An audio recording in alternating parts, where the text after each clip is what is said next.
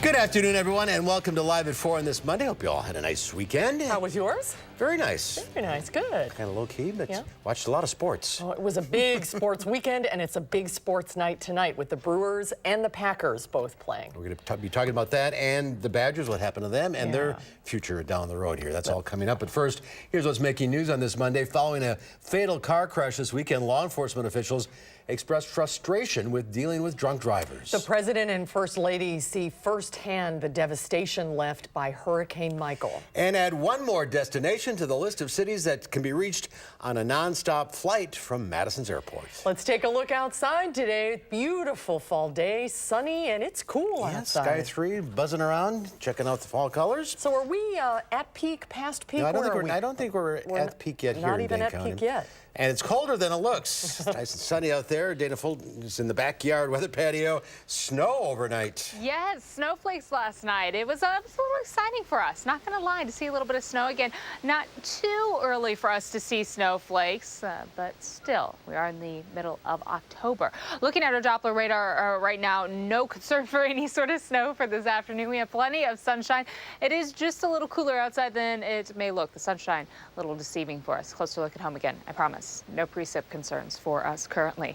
Temperature-wise, we're close to 42 in Madison, about 46 in Janesville, and that includes a bit of a breeze, about a 16 mile per hour wind, sustained wind for Janesville. We're closer to 14 in Madison, but 22 in Monroe. Again, that's sustained, all coming for the west-northwest. Our peak wind gusts over the last 24 hours or so, just about 29 miles per hour for us in Madison. So it is a little windy outside. Keep that in mind as you're heading on out the door for any Monday evening plans. It's going to be cool and a little breezy. As we look ahead to tomorrow, plan on another day with sunshine, but it's going to be just a little warmer, not by much, in the low 50s for afternoon highs. Still quite a fall-like day for us. I want to bounce on over real quick to what's going on the roads. Our first check of traffic right now, taking a live look at Washington and Stoughton Road. Seems like everyone's buzzing along just fine for us currently. No major complaints on the roadways as we look at our nice big map through Dane County right now. I see a lot of green. No accidents to report either. Downtown seems to be rolling along fairly smoothly, looking over at 39 and 12. All the intersections there are rolling along smoothly as well. If you're heading from 39 to John Nolan, it'll only take you 4 minutes. John Nolan to University Avenue, about 2 minutes. Still not too much time. And then heading towards the Beltline will take you about 3 minutes. So again, a lot of green on the roads right now, but keeping a close eye on things. If you are heading out the door, plan on a smooth drive, but a cool drive. Don't forget the jacket for this evening. We'll take a closer look at your full forecast of what's ahead for the work week in just a few minutes. All right, very good. Thank you, Dana. First at 4, we are learning new information surrounding the crash in Sun Prairie over the weekend that killed one man and injured a passenger. Police say Nicholas Hanley was arrested on tentative charges of homicide by intoxicated use of a motor vehicle and fourth offense operating while intoxicated. Jamie Perez joins us now with new information that we've learned surrounding this crash. Jamie. Yeah, so just to provide a little bit of context, that crash happened on County Highway T, and police tell us that Hanley was driving his car eastbound when he tried to pass another driver as it was turning into a driveway. We've learned today that the victims of the crash were pulling into a pumpkin farm around 4 o'clock looking to pick their pumpkins, but never actually made it. The driver was pronounced dead at the scene. The passenger was transported to the hospital. Their names are not yet being released at this time, but a sheriff's department spokesperson says seeing drunk driving accidents is emotionally taxing on any law enforcement department, and say this is a huge problem that needs to be fixed so fewer lives are taken from it. I think it's just very frustrating. It's heartbreaking. It's heartbreaking for this family who's now dealing with the death of a loved one. And, you know, we would hope that people would make a different choice. According to documents, this was not Hanley's first OWI. His last offense was in 2006. He's been driving with an active license since 2007. Coming up tonight at 6, we speak with someone who knows Hanley, what she's saying about the crash, and why she's surprised this happened. Plus, police have a message to share with everybody about drinking responsibly. So that's going to be coming up tonight at 6. It is a heartbreaking story, Jamie. Thank you. Thank you, Jamie. An Amber Alert has been issued for a missing 13-year-old girl after 2 adults were found dead in a western Wisconsin home early this morning. The Barron County Sheriff's Office says deputies responded to a 911 call shortly before 1 a.m. Inside the home, deputies found 2 dead adults. Missing was a 13-year-old girl identified as Jamie Kloss. Authorities believe she could be in danger. She is described as 5 feet tall, weighing 100 pounds, with green eyes and blonde hair. A Middleton man was sentenced to life in prison without parole for killing his landlord last year. 54-year-old John Hammond was found guilty of bludgeoning 82-year-old Agnes Brom in her home on University Avenue. She died from blunt force trauma to her head. Her body was found in her garage by her family. Hammond spoke at the hearing, denying he killed her and said he had no motive to kill Brom. Dane County Circuit Judge John Hyland said he was troubled by the way the woman died and said he could not allow Hammond the chance for parole. President Trump spoke with the King of Saudi Arabia this morning about the disappearance of Saudi journalist Jamal Khashoggi. This comes as the Saudis are reportedly preparing a report that will acknowledge that Khashoggi's death was the result of an interrogation that went wrong, one that was intended to lead to his abduction from Turkey.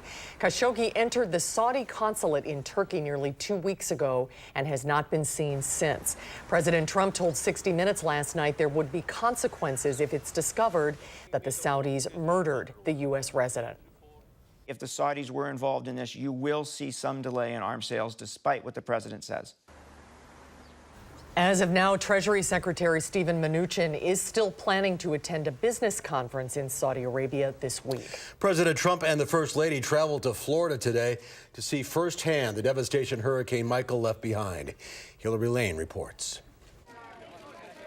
President Trump and the First Lady handed out water to volunteers and survivors of Hurricane Michael in Lynn Haven, Florida, Monday afternoon. To see this personally, it's very tough, very, very tough. Total devastation. The president flew to Florida's Panhandle for a first-hand look at the devastation after the Category 4 hurricane tore through the area last week. Once on the ground, he took stock of all the damage. Hard to believe. I've seen pictures, but it's hard to believe when you're above it in a plane and to see the total devastation. The president spoke with some residents, including Michael Rollins, who rode out the storm with his 3 dogs and parrot. The worst thing I've ever endured. FEMA Director Brock Long and Florida Governor Rick Scott accompanied the president. Hey, the governor of Florida, Rick Scott, has done an unbelievable job. President Trump also gave his administration high marks. We are doing more than anybody would have ever done.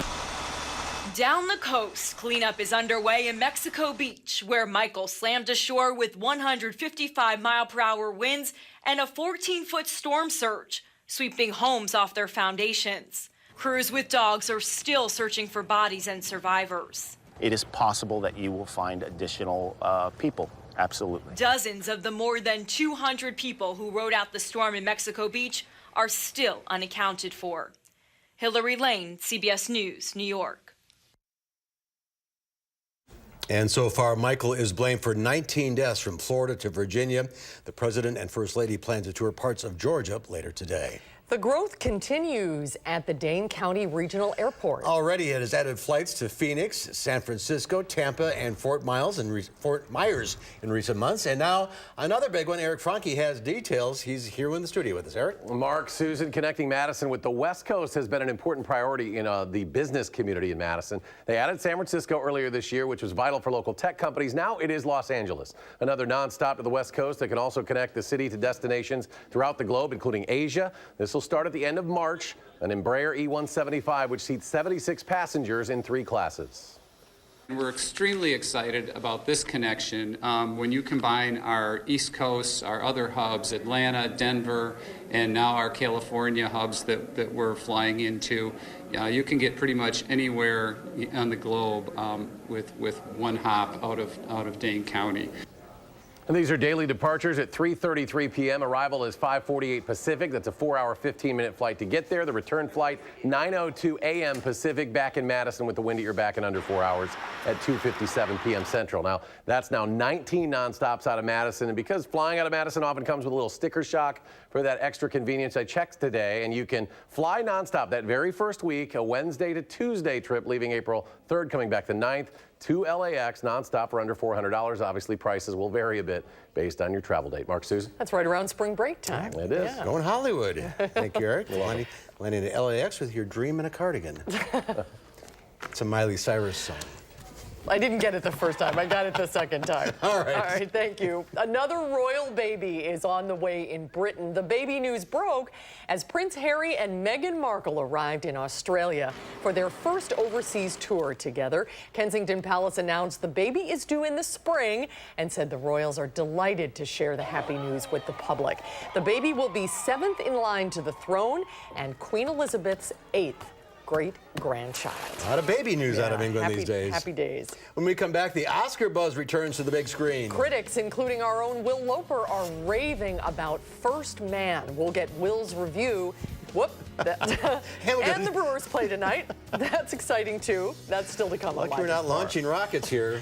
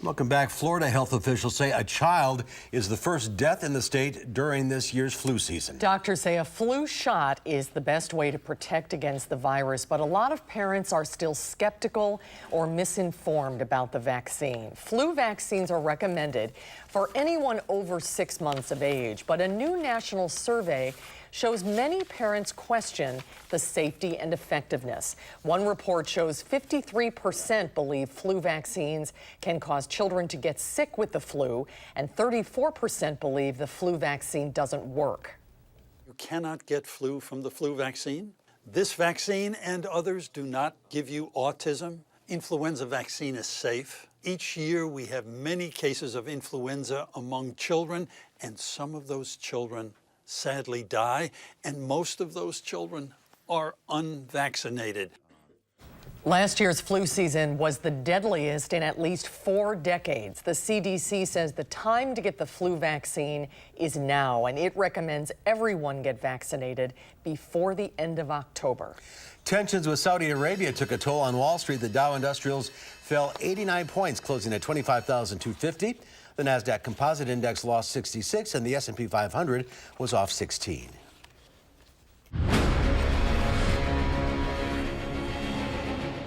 Do you question whether the program's worth the cost in money and in lives? You're down here and you look up and you don't think about it too much, but space exploration changes your perception. And it allows us to see things that we should have seen a long time ago. We have serious problems. We've got this under control. You're a bunch of boys. You don't have anything under control.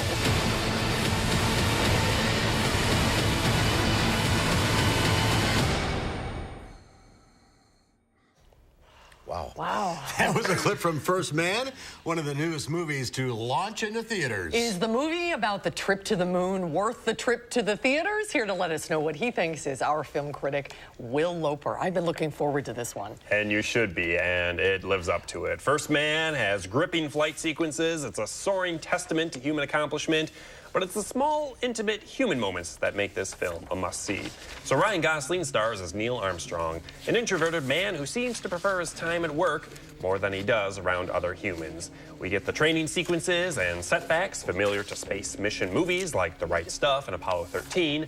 But the way First Man is shot, we feel far more immersed. Often the camera is from Armstrong's point of view, so we feel like we're strapped right in that spinning machine or shuttle in space. We're right in the moment with him, experiencing it as him. Now, the movie clocks in at 2 hours and 20 minutes, and I don't say this often, but I would have loved another 20 minutes or so because I was so immersed and I felt the moon landing itself at the end felt a little rushed because the filmmakers or studio didn't want to make a movie that was longer than it already was. Say, see this movie while it's in theaters because you're going to want to see it on the biggest screen possible. Wow, and you learn a little bit more about Neil Armstrong in this movie, and maybe not what you think you know about him. No, I mean, this really shows him as a actual, it's not just a American hero where everything about him is good. He's very well-rounded. You see sort of the warts in his personality, and it really is his relationship with his family and him as a person first rather than the space mission. And very well cast, too. Oh, absolutely. Yeah, Ryan Gosling is amazing. Claire Foy turns in an amazing performance as well. All right, so what's the rating? This one, 4.3, Man on the Moon's out of 5. From 1902 silent film Trip to the Moon, we've been making movies about going to the moon since the beginning of filmmaking. All right, this is a must-see. All right, up next, Bad Times at the El Royale. This place used to be hustling and bustling. Old Dean Martin even sang a song about it once. This is not a place for a priest, Father. You shouldn't be here. We might need to work on your sales pitch, son. The El Royale, no place for a priest. Yeah, so a bunch of strangers show up at a hotel, all with dark pasts and mysterious motives. And as the movie plays out, we find out what each character is up to. Now, the first half is a lot of fun, but as the movie progresses and we get flashback over flashback and characters spend the last half of the movie in one room, it begins to feel like a slog. This film also happens to be 2 hours and 20 minutes, and let me tell you, that extra 20 minutes could have easily been cut right out. The movie is still worth a rental if you like sort of neo-noir crime mystery films, and hey, it's hard to go wrong with Jeff Bridges, Dakota Johnson, John Hamm, and the rest of the star-studded cast who are all at the top of the game, but for me, this movie just didn't work in the second half. Neo-noir. I was trying to figure out what the genre of this film is. And this comes from the director of Cabin in the Woods, and he really took the horror genre and subverted it. But this one, he kind of just shoots it straight. And I would have liked to see him play around with the genre a lot more. Yeah, with that cast, boy. I know. Again, I got big cast, but this one didn't work. No. I mean, Jeff Bridges, he turns in a great performance, and they're all having fun, but the script kind of lets them down. All right, so the rating on this? 2.9, shirtless Chris Hemsworth out of 5. At no point during the movie was he fully shirted. Well, when you have that body. When you have Chris Hemsworth, yeah, I mean, don't button up. Next week, Jamie Lee Curtis is back in Halloween. Oh, that's number 18, I think. I don't really know. No, it's not. It's up there, It just though. feels like it, yeah. All right, well, have a good week. All right, thanks. We'll see you next week. Thank you. There's more to come at 4. When we come back, we'll take a look at the renewed effort by the military to identify service members who are listed as missing in action. That's coming up right after today's forecast.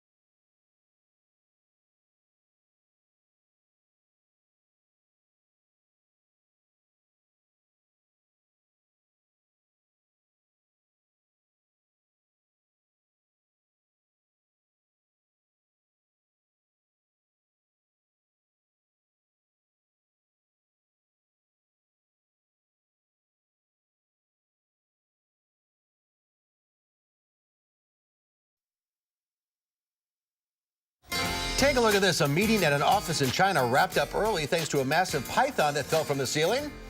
It happened during a morning meeting at a bank in southern China. And yeah, meeting adjourned. The huge snake slithered around the office space until curling up under a couch. Eventually, the authorities arrived, collected it using expended tongs, a sack, and a lot of bravery. Sack full of bravery. That's a big snake. There you go. That's a Monday to remember at the office. Meeting adjourned. Yeah. It is Monday, October 15th. It's National Grouch Day, a day for all of us grouches to be especially grouchy. Oh, Monday makes you grouchy. It sure does. Yeah. It's also National I Love Lucy Day, one of television's all-time greatest shows, debuted on this date in 1951. It was the first film and scripted program performed before a live audience. Great show. I didn't know that. It's also National Cheese Curd Day, a day to celebrate the cheesy curdiness and the goodness of the curd. Now, you're new to Wisconsin. Have you experienced the deep-fried cheese curd yet? I haven't done deep fried, but you were talking about the farmer's market cheese curds. The squeaky ones. Yes, the squeaky ones. I did go down to the farmer's markets. I shouldn't say did. I've gone a few times now, and each time that's been top priority. Some fresh flowers and getting cheese curds also. So these will still do. I'm not going to say no to cheese. Never. Never say no to cheese, especially curds. It's perfect. It's a perfect snack. Curdy day. Yeah, a good cheese day. And eat some hearty food. That's right. Fill you up a little bit, make you feel warm inside. It's cool outside right now, guys. We have sunshine. Don't let it deceive you. It's chilly. Take a look at your forecast right after the break. It's the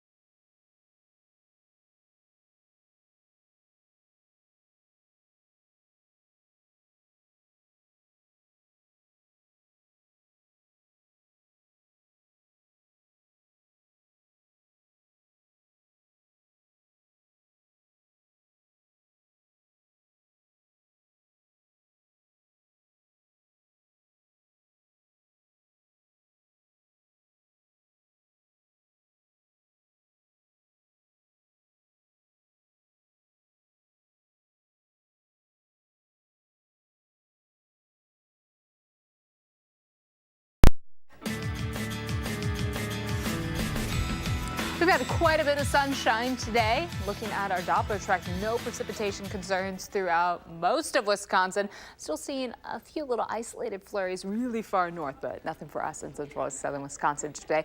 Barely even a cloud, in fact. But even with all that sunshine, it's been quite chilly outside. We're close to 42 right now in Madison, about 46 in Janesville, 44 in Monroe this afternoon, so below average. And compared to this time yesterday, we've had quite a drop in our temperatures, especially for the eastern side of the state.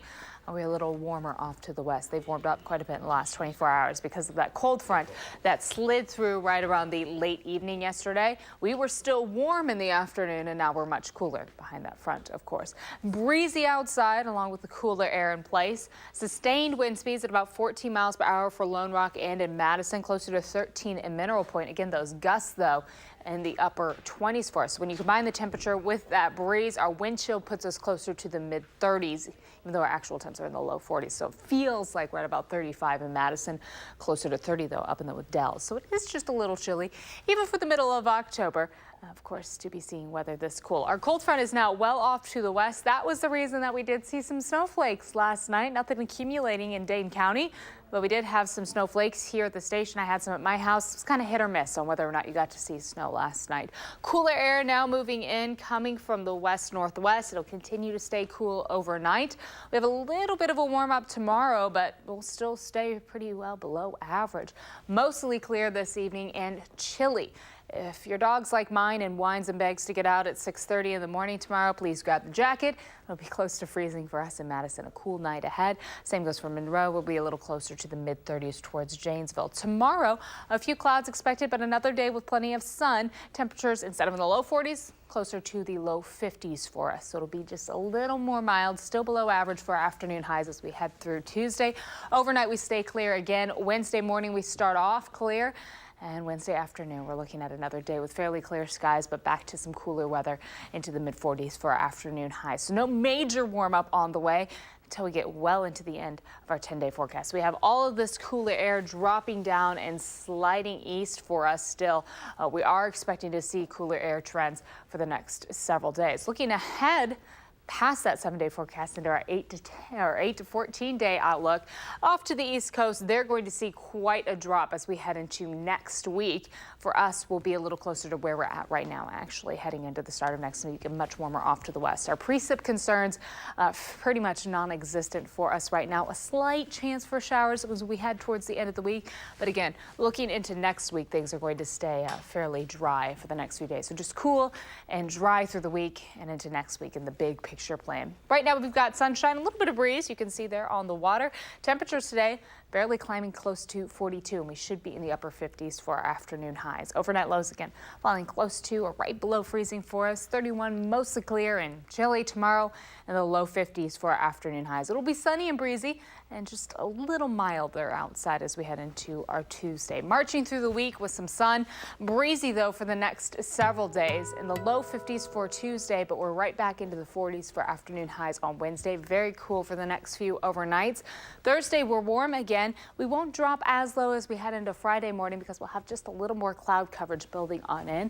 We're expecting some variable cloudy skies on Friday with a slight chance for showers both Friday and Saturday. And that's really the only rain potential that we're looking at as we expand and look all the way through the next 10 days. A lot of sunshine as we head into next week. As I mentioned, no precip concerns temperature-wise. We'll be slightly below average to start off the week, and then finally we get a little close to average by the end of the week. But we have quite a cool trend as we head towards the end of October. Really now we're starting to march right through the middle and head towards Halloween. Halloween. I think the farmers would appreciate the dry spell because they got to get out in those fields. Right. They've got to wrap things up, put a bow on it, and the growing season's wrapping up, of course, so we need to make sure everything gets in, gets handled, gets done before it gets too cold outside. And the sunshine will be nice to see the colors, too. It'll be great. Absolutely. Nice. And we're so close to peak right now. I would give it just a few more days before we officially hit peak in Madison. The wind doesn't help that, though. No, not at all. It's blowing all over the place. Everywhere. The yard's a little crunchy right now. Yeah. All right, Dana. Thank you. Thank you, Dana. There are over 83,000 unidentified service members killed since World War II. 83,000 families kept in limbo. But now there's a renewed effort to identify those service members who made the ultimate sacrifice but never made it home. The U.S. military is working harder than ever to solve the mystery of service members who made the ultimate sacrifice but haven't yet arrived at their final resting place. That detective work takes place at labs in Hawaii and this one in Nebraska, where experts rely on a combination of science, history, and intuition to identify the remains. It's always just a wonderful, wonderful thing when we hear that somebody that we had something to do with has actually been identified and is being returned to their family. The Defense POW MIA Accounting Agency gave the Associated Press rare access to its lab at Offutt Air Force Base near Omaha to witness the arrival of remains via cargo transport and how lab personnel pour over not only bones, but also boots, coins, and chains. Anytime we recover remains, we also recover material evidence associated with the remains. So all of that is part of the whole package that we need to look at for identification purposes. And they've been having a lot of success. The number of IDs expected to reach 200 this year. That's more than triple what used to be the norm. The increase follows years of complaints that the process was ineffective. Clerk will call the roll. Congress responded by nearly doubling the funding. Across the country, a surge of long-delayed memorial services and burials. This is Uncle Mel. This picture was taken on February 2nd, 1944 in London. We are going to bury him at the National Cemetery in Omaha, and the reason is because our goal was always to bring him home, and Omaha's home. Thanks to the efforts of those at the Offutt Lab, Joni McGinnis will finally get to say a proper goodbye to her uncle, Sergeant Melvin C. Anderson, who was killed in World War II. In the back of my mind, I thought, we're going to find him, but it might not be in my lifetime. You know, so I was just I was totally amazed, and I was really excited about it. Officials believe the remains of nearly half of the 83,000 unidentified service members killed since World War II could be ID'd and returned to relatives. This is the great part. Carrie honestly. Brown Just heads when up you the could agency's say, effort to ID those lost on the USS Oklahoma during the attack on Pearl Harbor. For me, it's that there are families still carrying the torch after 70. I mean, this December is the 77th anniversary. It's a monumental mission, but one lab workers take personally as they work to help more families like McGinnis's get long-awaited answers. Just Boy, getting is some that closure. Important work. Yeah, it really is. It's amazing work as well. It is amazing. Well, coming up, Harvard is facing a federal discrimination lawsuit. One that could affect higher education facilities across the country. We'll find out why when Live at 4 continues.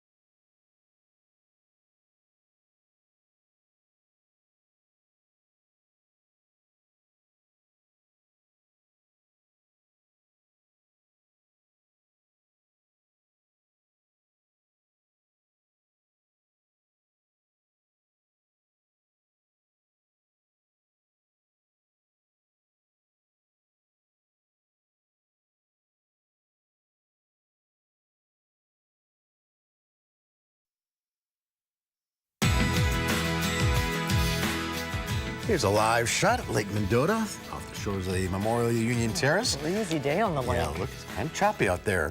Well, a federal trial for a lawsuit against Harvard started this morning in Boston federal courts. A group is accusing the university of discrimination against Asian American applicants during the admissions process.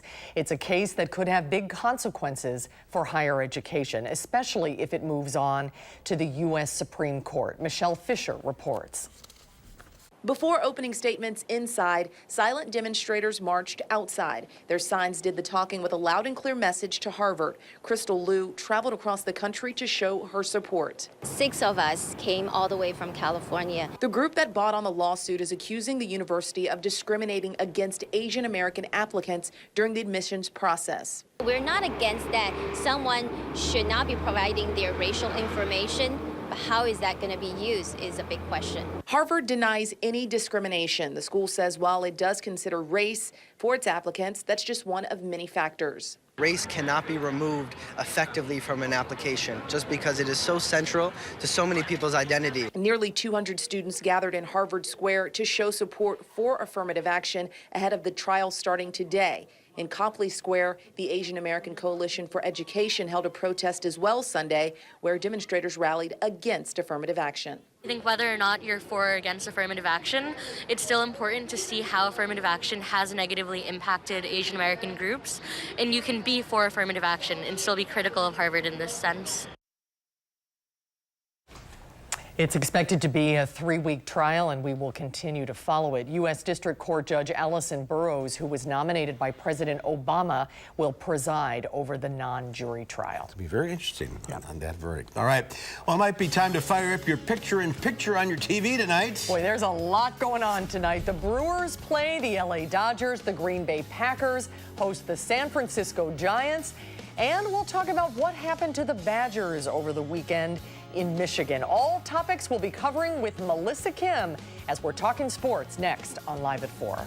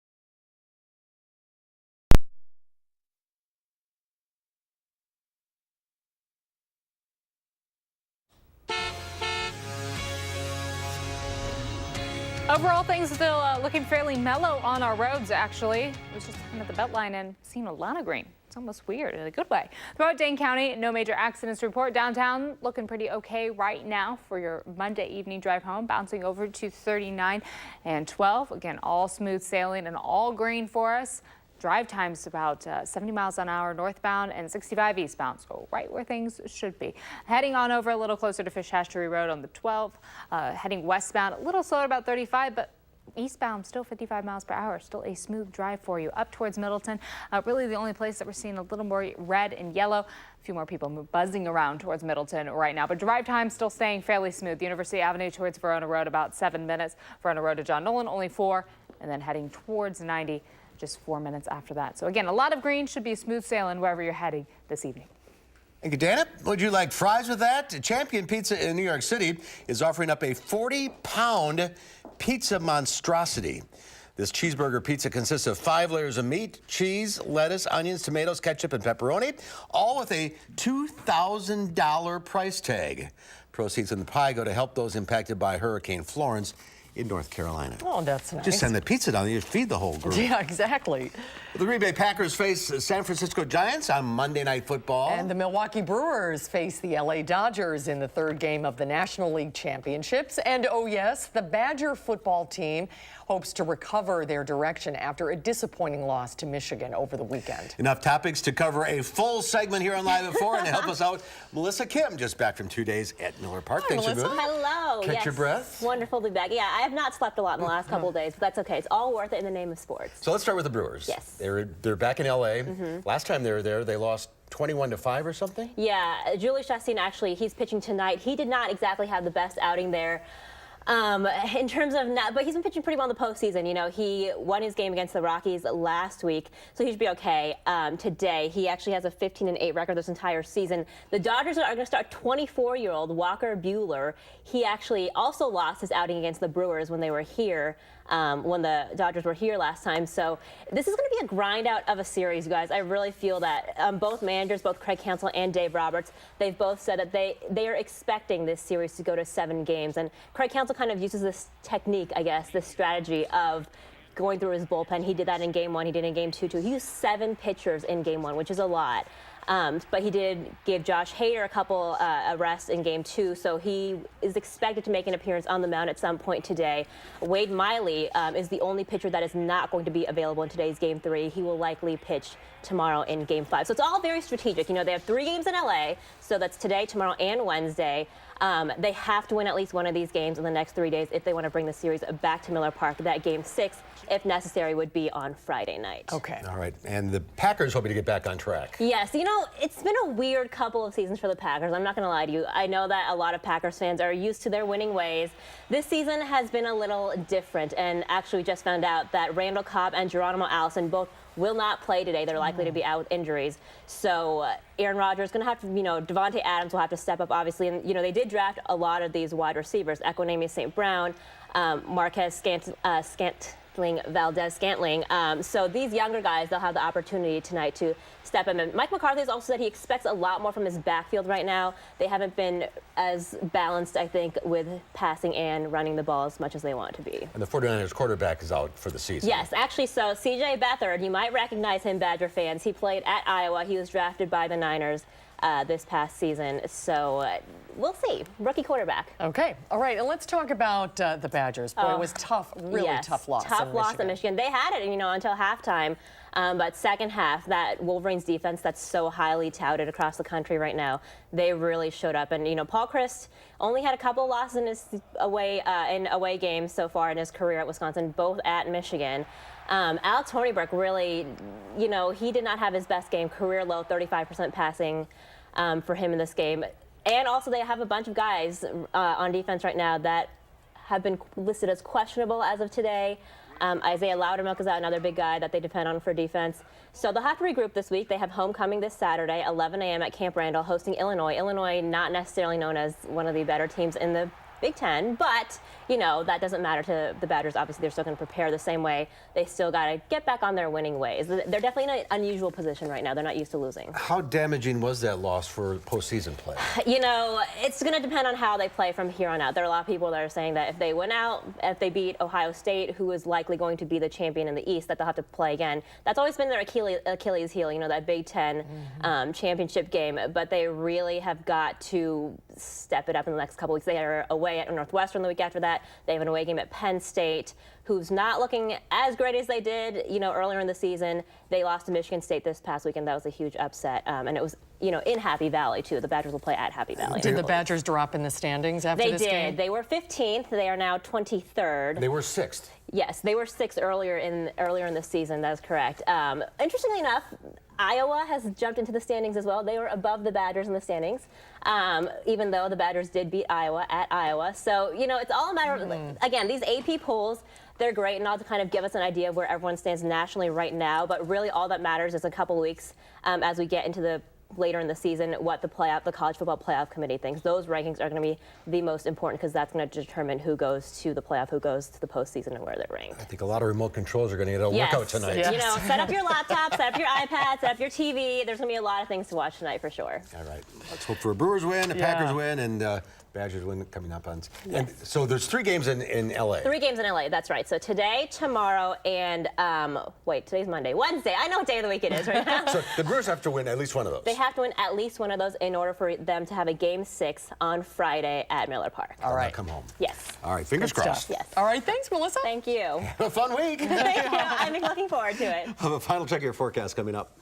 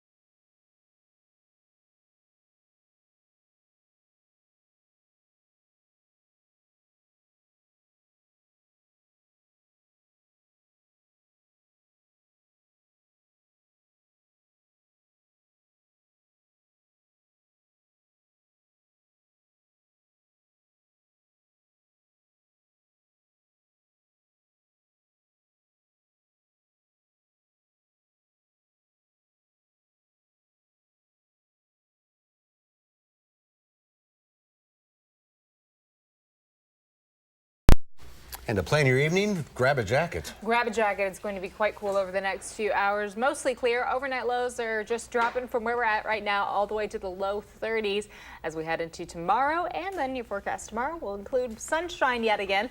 It'll actually be just slightly warmer. We're in the low 40s today. It'll be the low 50s for us tomorrow. So a little more mild. My dogs love this weather. Oh, yeah. Yeah, just a little windy for Penny, but it's perfect outside. We had a wind gust once blow Lola over. She wasn't happy about buddy. All right. Thank you, Dana. Thanks, Dana. Coming up tomorrow here on Live at 4, are you in the market for new cookware? Consumer Report says you don't have to break the bank for the best pots and pans. And tailgating season is in full swing. Angie Horkin from the Wisconsin Beef Council will be here with a couple of recipes the gang will gobble up. That's coming up tomorrow on Live at 4.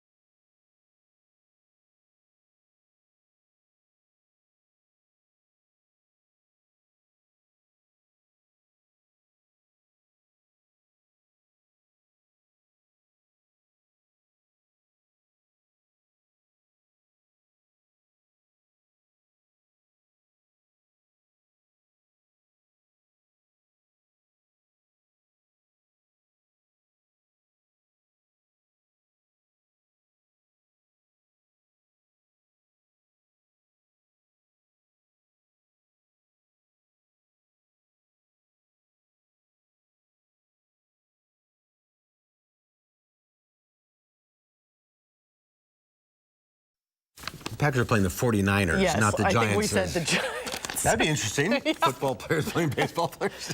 In today's Final Touch, don't believe everything you see at Dubai's newest attraction. It's the Museum of Illusion, and it lives up to its name. The museum challenges and tricks viewers with an array of optical and sensory illusions. There are rooms like Ames Room, where one person looks